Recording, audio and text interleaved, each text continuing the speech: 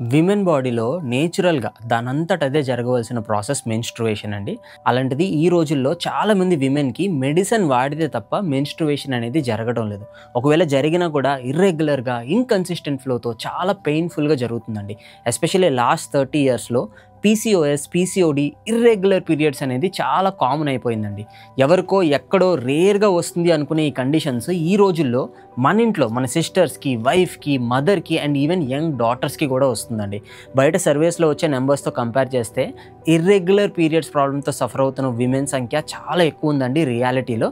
ఇది నేను నా పర్సనల్ ఎక్స్‌పీరియన్స్‌తో చెప్తున్నాను. నా స్టూడెంట్స్‌లో చాలామంది అంటే ప్రతి నలుగురు స్టూడెంట్స్‌లో కనీసం 1 నుండి 2 స్టూడెంట్స్ ఏదో ఒక మెన్‌స్ట్రుయేషన్ ప్రాబ్లమ్‌తో సఫర్ అవుతున్నారండి. సాల్వ్ చేయడం కన్నా ముందు దీని మీద మనం అవేర్‌నెస్ క్రియేట్ చేయాలి.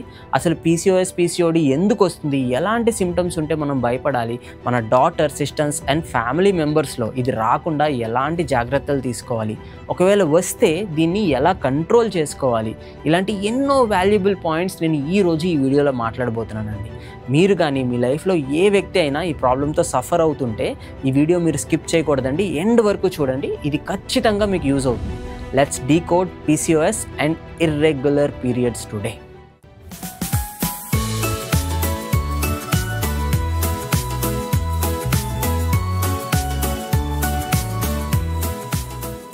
హ్యూమన్ రిప్రొడక్షన్ అనేది ఇయర్లో 365 రోజులు ఉంటుందండి. మిగిలిన జంతువుల్లో చూస్తే ఇయర్లో ఒక పర్టికులర్ సీజన్లో మాత్రమే అవి రిప్రొడ్యూస్ చేయగలవు. కానీ హ్యూమన్ బాడీ అలా కాదు. ఇయర్లో సీజన్కి సంబంధం లేకుండా ఇయర్ మొత్తం రిప్రొడక్షన్కి రెడీగా ఉంటుంది. అందుకే విమెన్కి ప్రతి నెల మెన్స్ట్రుయేషన్ వస్తుందండి. తన బాడీలో తనకి ప్రతి నెల వచ్చే ఈ మెన్స్ట్రుయేషన్ వెనక బేసిక్ నాలెడ్జ్ కూడా ఎవరూ తనకి ఇవ్వటం లేదండి. నేను ఈరోజు మీకు అర్థమయ్యేటట్టు నాన్ సైంటిఫిక్ టర్మ్స్లో ఎక్స్ప్లెయిన్ చేయడానికి ట్రై చేస్తాను. నిజానికి మెన్స్ట్రుయేషన్ అంటే బ్లడ్ ఫ్లో అయ్యే ఆ 3 to 5 డేస్ మాత్రమే అని చాలామంది అనుకుంటారండి. కానీ దానికి ముందు వెనక ఇందులో 4 ఫేజెస్ ఉన్నాయండి. పీరియడ్లో ఉన్న 3 to 5 డేస్ ఫస్ట్ ఫేజ్ అయితే పీరియడ్ అయిన తర్వాత 6 రోజులు సెకండ్ ఫేజ్ అనమాట. ఆ తర్వాతి 5 రోజులు థర్డ్ ఫేజ్ అండ్ ఆ తర్వాతి 12 రోజులు ఫోర్త్ ఫేజ్. ఈ 4 ఫేజెస్ ఈక్వల్లీ ఇంపార్టెంట్ అండి. ఫస్ట్ ఫేజ్లో ఏం జరుగుతుందో అందరికీ తెలుసు. బ్లీడింగ్, క్రాంప్స్, టైర్డ్నెస్ ఇలా చాలా చేంజెస్ అనేవి మీ బాడీలో కనిపిస్తాయి. కానీ సెకండ్ ఫేజ్ నుండి ఫోర్త్ ఫేజ్ వరకు ఏం జరుగుతుందో ఎవ్వరికీ తెలియదు. నిజానికి మీకు పీరియడ్స్ రాకపోవడం, పీసీఎస్ అంటే ఓవేరియన్ సిస్ట్ రావడం ఇవన్నీ సెకండ్, థర్డ్ అండ్ ఫోర్త్ ఫేజ్లోనే జరుగుతాయండి. అసలు ఈ ఫేజెస్లో ఏం జరుగుతుందో మనం డీటెయిల్డ్గా తెలుసుకుందాం. పీరియడ్ సైకిల్ కంప్లీట్ అయిన తర్వాతి 6 రోజులు చాలా ముఖ్యం అండి. ఈ 6 డేస్లో నెక్స్ట్ సైకిల్ మొదలవడానికి ఒక ఇంపార్టెంట్ చేంజ్ మీ బాడీలో వస్తుందండి. అదేంటో కాదండి, మీ బ్రెయిన్కి ఒక సిగ్నల్ వెళ్తుంది నెక్స్ట్ పీరియడ్ సైకిల్ స్టార్ట్ అవ్వాలి అని. ఈ సిగ్నల్ని GnRH అని అంటారు. మీ ఎంటైర్ మెన్స్ట్రుయేషన్ సర్కిల్ మీ బ్రెయిన్లోని ఈ సిగ్నల్తోనే స్టార్ట్ అవుతుంది. ఆ సిగ్నల్ అందిన వెంటనే మీ బ్రెయిన్ 2 హార్మోన్స్ని రిలీజ్ చేస్తుందండి. ఒకటి FSH, రెండోది LH. FSH అంటే follicle stimulating hormone and LH అంటే ల్యూటినైజింగ్ హార్మోన్. ఈ పదాలతో మనకి పని లేదండి, కానీ ఈ హార్మోన్స్ చేసే పని ఏంటో మనందరికీ తెలియాలి. ఈ 2 హార్మోన్స్ బ్రెయిన్ నుండి డైరెక్ట్గా బ్లడ్ ద్వారా మీ ఓవరీస్కి వస్తుందండి. ఓవరీస్ అంటే ఏం లేదండి, విమెన్లో ప్రెగ్నెన్సీ రావాలి అంటే ఎగ్స్ కావాలి అని మీరు వినే ఉంటారు కదా. ఓవరీ అనేది ఈ ఎగ్స్కి ఒక స్టోరేజ్ ఫెసిలిటీ లాంటిదన్నమాట. ఈ హార్మోన్స్ బ్రెయిన్ నుండి ఈ స్టోరేజ్ ఫెసిలిటీ అంటే ఓవరీస్కి వచ్చి కొన్ని ఫాలికల్స్ని నిద్రలేపుతుంది. కానీ ఫాలికల్స్ అంటే ఏంటి, అసలు వీటి యూజ్ ఏంటి? ఫీమేల్ ఎగ్ ప్రొడ్యూస్ అయ్యేది ఈ ఫాలికల్లోనే అన్నమాట. ఒక గర్ల్ చైల్డ్ పుట్టినప్పుడు ఇంచుమించు 15 లక్షల ఫాలికల్స్తో పుడుతుందండి. తను మెచ్యూర్ అయినప్పుడు ఫస్ట్ పీరియడ్లో ఇందులో ఆల్మోస్ట్ అన్నీ చనిపోయి ఒక 3 నుంచి 4 లక్షల ఫాలికల్స్ మాత్రమే మిగులుతాయి. ఈ 3 to 4 lakh ఫాలికల్స్లో ఒక్క ఫాలికల్లో ఉండే ఎగ్తోనే తను ఒక చైల్డ్ బర్త్ని ఇస్తుంది. ఈ ఒక్క ఫాలికల్ని ఎంచుకోవడం కోసం మీ బ్రెయిన్ నుంచి వచ్చిన ఆ FSH అనే హార్మోన్ 6 నుండి 12 ఫాలికల్స్ని నిద్రలేపుతుంది అండ్ వాటి మధ్య ఒక కాంపిటీషన్ని పెడుతుంది. వీటిలో ఏదో ఒక ఫాలికల్ కనీసం ఒక్క ఎగ్నైనా రిలీజ్ చేస్తుంది అని. ఈ 6 to 12 ఫాలికల్స్ ఒక కాంపిటీషన్ లాగా ఎగ్ని ప్రొడ్యూస్ చేస్తాయండి. ఈ ఎగ్ని ప్రొడ్యూస్ చేసే ప్రాసెస్లోనే ఈ ఫాలికల్స్ ఈస్ట్రోజన్ అనే ఒక పదార్థాన్ని కూడా రిలీజ్ చేస్తాయి. ఈ ఈస్ట్రోజన్ యూటరస్ మీద ఒక రెడ్ కలర్ లేయర్ లాగా ఫార్మ్ అవుతుందండి. పీరియడ్స్ వచ్చేది ఈ లేయర్ వల్లే. అది ఎలానో కూడా నేను కాసేపట్లో ఎక్స్ప్లెయిన్ చేస్తాను. వన్స్ ఈ 6 ఫాలికల్స్లో ఒక్క ఫాలికల్ మిగిలిన వాటికంటే త్వరగా ఎగ్ని ప్రొడ్యూస్ చేసి ఓవరీ నుండి ఫస్ట్ బయటకు వచ్చేస్తుందండి. అంటే కాంపిటీషన్ విన్ అయినట్టు అనమాట. ఈ మిగిలిన 5 to 10 ఫాలికల్స్ ఏవైతే ఉంటాయో అవి కాంపిటీషన్లో లూజ్ అయిపోయి మెల్లగా ఓవరీలోనే అవి డీకంపోజ్ అయిపోతాయి అనమాట. ఈ విన్ అయిన 1 ఫాలికల్ ఉంది చూసారా, అది ఓవరీ నుండి బయటకు వచ్చి ఎగ్ని రిలీజ్ చేస్తుందండి. అక్కడితో ఈ ఫాలికల్ డ్యూటీ అయిపోదండి. అది మళ్ళీ బ్రెయిన్కి ఒక రివర్స్ సిగ్నల్ని పంపిస్తుంది. ఫస్ట్ వచ్చిన GnRH ఉంది చూసారా, దానికి ఇది కౌంటర్ సిగ్నల్ అనమాట. ఈ సిగ్నల్తో మీ బ్రెయిన్ FSH అండ్ LH హార్మోన్స్ని ప్రొడ్యూస్ చేయడం అనేది ఆపేస్తుంది అనమాట. సో ఆపేసి ప్రెగ్నెన్సీ కోసం కానీ లేదా పీరియడ్ కోసం కానీ వెయిట్ చేస్తుంది. అక్కడి నుండి ఓవ్యులేషన్ ఫేజ్ స్టార్ట్ అవుతుందండి. అంటే మీ బాడీ ప్రెగ్నెన్సీకి రెడీ అవుతుందన్నమాట. ఈ రిలీజ్ అయిన ఎగ్ నెమ్మదిగా వచ్చి ఇందాకలా యూటెరస్ మీద ఒక రెడ్ కలర్ లేయర్ ఫార్మ్ అవుతుంది అని చెప్పాను కదా, ఆ లేయర్లో కూర్చొని వెయిట్ చేస్తుంది అనమాట. సో దేనికోసం వెయిట్ చేస్తుంది?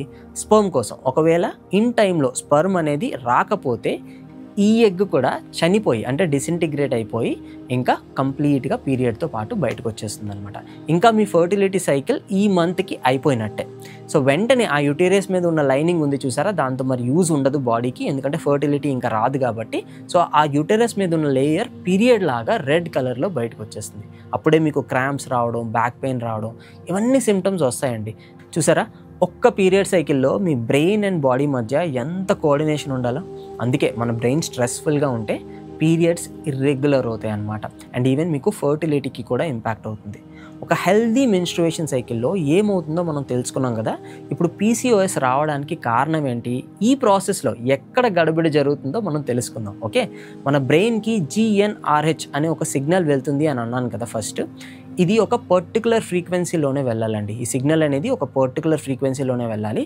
అంటే ఇంత టైంలో ఇన్నిసార్లు మాత్రమే ఈ సిగ్నల్ వెళ్ళాలి అని ఒక రూల్ ఉందండి మన బాడీలో. PCSలో ఉన్న వాళ్ళకి ఈ సిగ్నల్ ఫ్రీక్వెన్సీకి మించి ఉంటుందండి. అంటే మీ బ్రెయిన్కి అందవలసిన సిగ్నల్ ఫ్రీక్వెన్సీకి మించి అందుతుంది. దానివల్ల మీ బ్రెయిన్ FSH హార్మోన్ని తక్కువ జనరేట్ చేస్తుంది అండ్ LH హార్మోన్ని ఎక్కువ రిలీజ్ చేస్తుంది అనమాట. దీనివల్ల కాంపిటీషన్లోకి వచ్చిన 6 to 12 ఫాలికల్స్లో ఏ ఒక్క ఫాలికల్ కూడా ఎగ్ రిలీజ్ చేయకుండానే చనిపోతాయండి. ఎప్పుడైతే ఒక్క ఫాలికల్ కూడా మెచ్యూర్ అవ్వదో మీ బ్రెయిన్కి రివర్స్ సిగ్నల్ అనేది వెళ్ళదన్నమాట. సో బ్రెయిన్కి పాపం ఓవరీస్లో ఏం జరుగుతుందో తెలియదు కాబట్టి అది ఇంకా ఓవరీస్కి హార్మోన్స్ పంపిస్తూనే ఉంటుంది. ఈ హార్మోన్స్ వల్ల ఇంకొన్ని ఫాలికల్స్ స్టిమ్యులేట్ అవుతాయండి.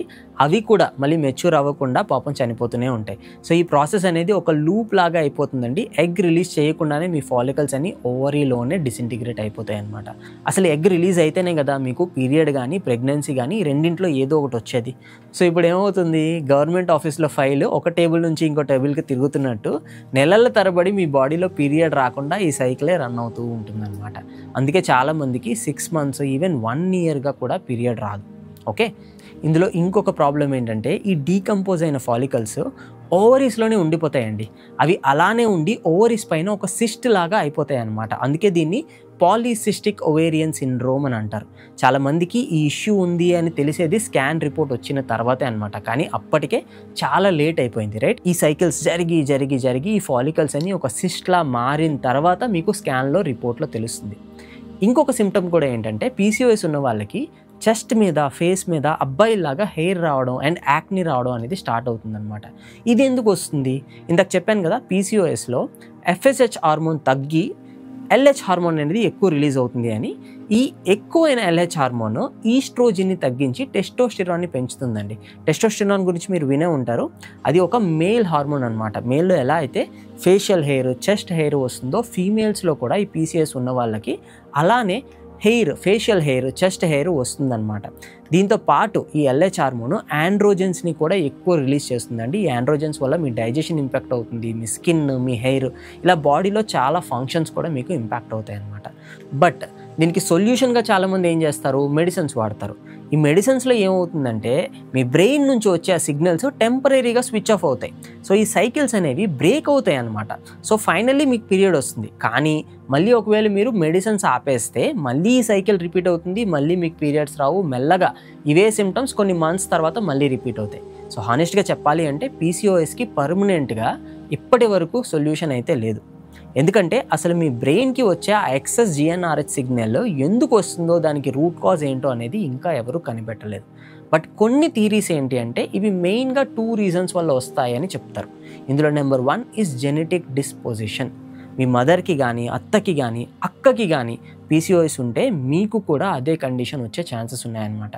మీ జీన్స్ వల్ల మీ బ్రెయిన్కి అందే జిఎన్ఆర్హెచ్ సిగ్నల్ ఎక్సెస్గా ఉండొచ్చు and brain FSH and LH hormones ఇర్రెగ్యులర్గా ప్రొడ్యూస్ చేయొచ్చు. సో మీ ఫ్యామిలీలో గ్రాండ్ మదర్కి కానీ, మదర్కి కానీ, సిస్టర్కి కానీ ఎవరికి పీసీఓఎస్ ఉన్నా మీరు వెంటనే కాస్త జాగ్రత్త పడాలి. జాగ్రత్త పడడం అంటే ఏంటి? దీనికి సొల్యూషన్ లేదని నేనే చెప్తున్నాను కదా. సో ఏం చేయాలి? క్యూర్ లేకపోవచ్చు, కానీ ప్రివెన్షన్ ఉంది. అది మీ లైఫ్ స్టైల్లోనే ఉంది. సో లైఫ్ స్టైల్లో ఏం చేంజెస్ చేయాలి అనేది మనం మాట్లాడుకుందాం. మీ బ్రెయిన్కి టైంలో సిగ్నల్స్ అందాలి అంటే దానికి తగ్గ రెస్ట్ ఉండాలి, రైట్? స్ట్రెస్ లెవెల్స్ అనేవి తక్కువ ఉండాలి అండ్ బేసిక్గా దాని పనిని మనం దాన్ని చేసుకొనివ్వాలి, రైట్? మనం చేసే లేట్ నైట్ బ్రౌజింగ్ కానీ, బయట తినే జంక్ ఫుడ్ కానీ, ప్రాసెస్డ్ ఫుడ్ కానీ, ఆఫీస్లో పడే స్ట్రెస్ కానీ, అసలు ఏమాత్రం ఫిజికల్ ఎక్సర్సైజ్ లేకపోవడం కానీ, ఇవన్నీ మన బ్రెయిన్ని డిస్టర్బ్ చేస్తాయండి. అండ్ ఈవెన్చువల్గా మీ నేచురల్ సైకిల్ని మీ హ్యాబిట్స్ వల్ల మీరే బ్రేక్ చేసుకునే వాళ్ళు అవుతారు. జెనెటిక్గా ఇష్యూ లేని వాళ్ళు కూడా ఈ హ్యాబిట్స్ వల్ల కొత్తగా పీసీఓఎస్ ప్రాబ్లమ్ని కూడా తెచ్చుకుంటున్నారండి. దీనివల్ల మళ్ళీ నెక్స్ట్ జనరేషన్కి కూడా ఈ ప్రాబ్లం వచ్చే ఛాన్సెస్ ఉన్నాయి. సో రీజన్ ఏదైనా సరే మీ సైకిల్ని మీరే రెగ్యులేట్ చేసుకోవాలి అంటే ఖచ్చితంగా everyday yoga or any physical form of exercise ఖచ్చితంగా చేయండి. స్ట్రెస్ని తగ్గించి బ్రెయిన్ హెల్త్ని పెంచే ప్రాణాయామ ఆర్ మెడిటేషన్ని కూడా మీ డైలీ రొటీన్లో ఇంక్లూడ్ చేయండి. అనవసరమైన జంక్ ఫుడ్ని కానీ, లేట్ నైట్ ఈటింగ్ని కానీ, లేదా ప్రాసెస్డ్ ఫుడ్ని కానీ అవాయిడ్ చేయండి. ప్లస్ మీ స్లీప్ సైకిల్ని ఒక ఫిక్స్డ్ టైంకి సెట్ చేసుకోండి. మీరు అనొచ్చు, నేను అసలు జంక్ ఫుడ్డే తినను, టైంకి పడుకుంటాను, అసలు నాకు పీసీఓఎస్ ఎందుకు వచ్చింది అని. దెన్ మీ స్ట్రెస్ లెవెల్ని మీరు చెక్ చేసుకున్నారా? అది కంట్రోల్లోనే ఉందా? మీ ఫిజికల్ ఎక్సర్సైజ్ చేస్తున్నారా? అట్లీస్ట్ వీక్లో 3 to 4 days ఫిజికల్ ఎక్సర్సైజ్ చేస్తున్నారా? ఈ 4 కండిషన్స్ మీరు తూచా తప్పకుండా ఫాలో అయితే మీకు పీసీఓఎస్ రెగ్యులేట్ అవుతుందండి. పీరియడ్స్ కూడా టైంకి వస్తాయి అండ్ ఫర్టిలిటీ కూడా మీకు ఫ్యూచర్లో ఖచ్చితంగా ఉంటుంది. ఇది నేను జనరల్గా చెప్పడం లేదండి, ఎక్స్పీరియన్స్తో చెప్తున్నాను. మీరు మన ఇన్స్టాగ్రామ్కి కూడా వెళ్ళి చూడొచ్చు. కొన్ని వందల మంది మన స్టూడెంట్స్లో ఇర్రెగ్యులర్ పీరియడ్స్ని సాల్వ్ చేసుకున్నారండి. 6 months, 9 months and even 1 year నుండి పీరియడ్ రాని వాళ్ళు కూడా పీరియడ్స్ని తెచ్చుకున్నారండి. మీరు కూడా సైలెంట్గా సఫర్ కావద్దు, ఇది మీరు సాల్వ్ చేసుకోవచ్చు.